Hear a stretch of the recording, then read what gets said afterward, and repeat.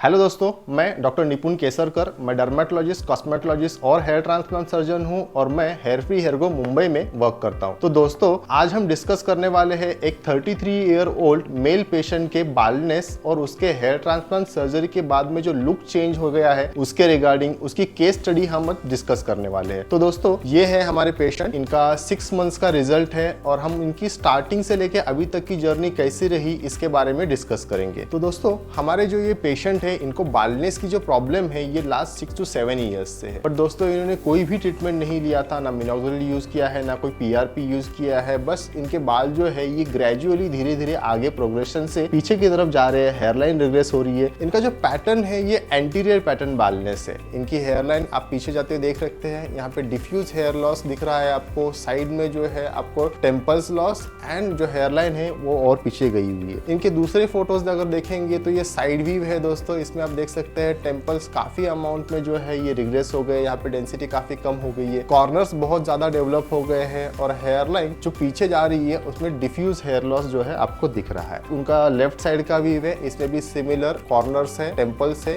ये पीछे जाते हुए दिख रहे हैं सेम पैटर्न में आपको। ये टॉप व्यू है। टॉप व्यू में आप देख सकते हैं हेयरलाइन तो पीछे गई हुई है, बट इसमें जो डिफ्यूज पैटर्न का जो हेयर लॉस है, यहाँ पे डेंसिटी फीलिंग की रिक्वायरमेंट है। और प्लस अगर हम बात करेंगे तो यहाँ का जो एरिया है ये मिडल पोर्शन का एरिया है, यहाँ पे भी थिनिंग आपको नजर आ रही होगी। तो दोस्तों, इनका जो ग्राफ प्लान था वो हमने लगभग 4000 ग्राफ का बनाया था, जिसमें हमें हाई डेंसिटी से जो फ्रंटल एरिया है वो कवर करना था, प्लस मिडल एरिया को कवर करना था और कुछ एरिया जो क्राउन में बहुत ज्यादा थिनिंग थे वहां पे भी हमें ग्राफ्ट इंक्लूड करने थे। टोटली अगर हम एंटीरियर से पीछे की तरफ जाए तो इनका ग्रेड 3 एंटीरियर पैटर्न में कंप्लीट हो चुका था और ग्रेड 4 रनिंग था। तो इसके अकॉर्डिंगली इनका मिडल पोर्शन और क्राउन का एक छोटा सा एरिया ऐसा था जहाँ पे डेंसिटी फीलिंग का जो रिक्वायरमेंट था। तो हमने देखते हैं इनमें प्लानिंग कैसे किया हुआ है और प्लानिंग के अकॉर्डिंगली मैं आपको आगे समझाऊंगा ये ग्राफ कैसे इम्प्लांट भी किए गए थे। तो दोस्तों, इस तरीके की हमने एक नेचुरल हेयरलाइन उनके लिए मार्क की थी, जिनके अंदर जो हेयरलाइन है इनके एग्जिस्टिंग हेयरलाइन से मैच की गई थी, ताकि सिर्फ इतना फीलिंग करने के बाद में हमें एक मैच्योर लुक इनमें मेंटेन रखना था। प्लस इन्होंने मुझसे कहा था कि इनकी जो हेयर थे उनको पीछे की तरफ रखने हैं, ना कि इनको एक साइड किसी एक साइड पार्टीशन ना करते हुए सारे के सारे बाल वो हमेशा से पीछे रखते थे। तो इनके रिक्वायरमेंट के अकॉर्डिंगली जो हेयरलाइन है वो हाई डेंस देने की रिक्वेस्ट जो है ये इन पेशेंट ने हमसे की हुई थी। तो इसके अकॉर्डिंगली अब मैंने आपसे जैसे कहा था, मिडिल पोर्शन और क्राउन का जो एरिया है वो भी थोड़ा सा थिंड आउट हो गया है और इनके अंदर भी जो ग्राफ्ट इम्प्लांट जो है ये करने की जरूरत थी। आप देख सकते हैं ये एक सी शेप का, इन्वर्टेड सी शेप का या फिर यू शेप का आप कह सकते हैं। इस तरीके से ये हेयरलाइन आप देख पा रहे हो, जिसमें सेंट्रल लाइन ये बीच में है, ये अलाइन है ग्लैबुलर पॉइंट से और इनके टेम्पल भी हमने इसमें मार्क किए हुए हैं। इसमें अगर आप देखोगे ये क्राउन एरिया, इसमें थोड़ा सा बाल्डनेस है, ये मिडिल पोर्शन का एरिया है,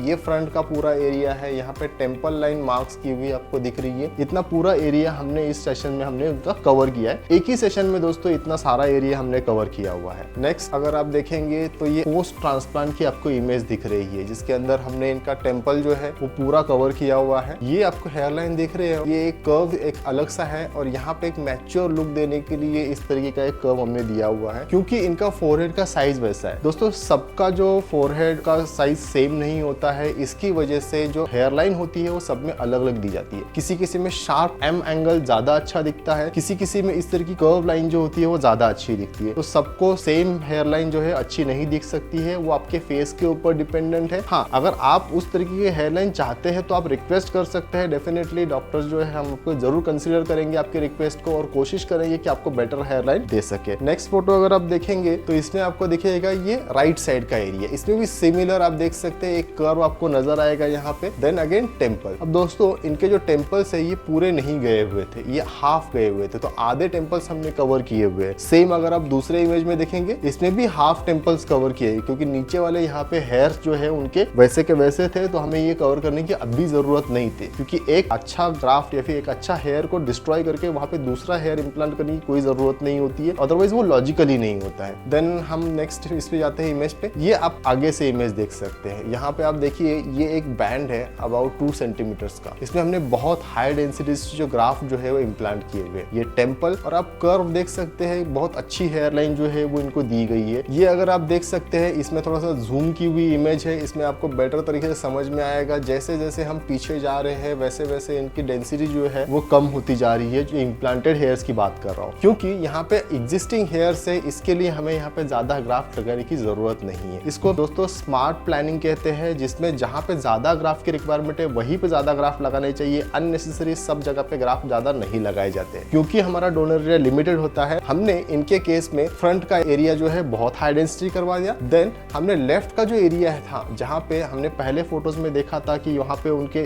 इस एरिया में काफी ज्यादा डेंसिटी इशू था, इसलिए हमने यहाँ पे ज्यादा ग्राफ लगाए हैं। देन ये वाला जो एरिया है यहाँ पे डेंसिटी फिलिंग की है, एंड अगेन क्राउन वाले एरिया में भी हमने डेंसिटी फिलिंग की है। अब हम अगर टॉप व्यू से पीछे साइड से देखेंगे तो ये देखिए यहाँ पे जो एग्जिस्टिंग हेयर्स थे इनके बीच में जहां जहां पे गैप मिला वहां पे हमने बाल लगा दिए। ये वाले एरिया में, इतने पर्टिकुलर एरिया में अगर आप देखेंगे तो यहाँ पे डेंसिटी फिलिंग की गई है। यहाँ पे अगेन थोड़ी डेंसिटी ज्यादा दी गई थी क्योंकि यहाँ पे ज्यादा बालनेस था। अगर आप ये देख सकते हैं इनकी हेयर की ग्रोथ है वो ऑलरेडी स्टार्ट हो चुकी थी अबाउट 3 to 4 मंथ पे। अब इनके धीरे धीरे बाल ग्रोथ हो रहे हैं और इनकी अप्रोक्सीमेटली अगर आप देखेंगे तो लगभग 60 to 70% डेंसिटी इनकी ऑलरेडी आ चुकी है। बट इतने डेंसिटी में भी इनका लुक जो है वो काफी अच्छा दिख रहा है। ये आपकी हेयरलाइन आपको अच्छे से दिख रही होंगी। ये आपका लेफ्ट साइड का एरिया। देन ये ग्रोथ अभी भी चालू है, यहाँ पे और भी ग्रोथ आएगी अभी कुछ दिनों बाद, तो वो और अच्छा रिजल्ट उसमें दिखाई देगा आपको दोस्तों। ये इनका डोनर एरिया है। डोनर एरिया ऑलमोस्ट कवर हो चुका है। इनका प्लान हमने 4000 का बनाया था, बट टोटल जो ग्राफ्ट हमने इनमें इम्प्लांट किए 4500 थे दोस्तों। तो इसकी वजह से इनका जो डोनर एरिया है हमने पूरा यूटिलाइज किया हुआ था फ्रॉम ईयर टू ईयर। पूरा डोनर एरिया जो परमानेंट डोनर जोन जिसको बोलते हैं या फिर सेफ डोनर जोन जिसको बोला जाता है, वो पूरा इनमें यूज किया हुआ था और ऑलमोस्ट ये सारा कवर हो चुका है। अब ये नॉर्मल हेयर कट भी ले सकते हैं, बट इसमें कुछ दिखाई नहीं देने वाला है। जैसे पहले इनके हेयर डोनर दिखाई देता था, सिमिलर वैसा ही ये दिखाई दे रहा है। सी कुछ नहीं दिख रहा है इसके एरिया में। पूरा जो हेयर है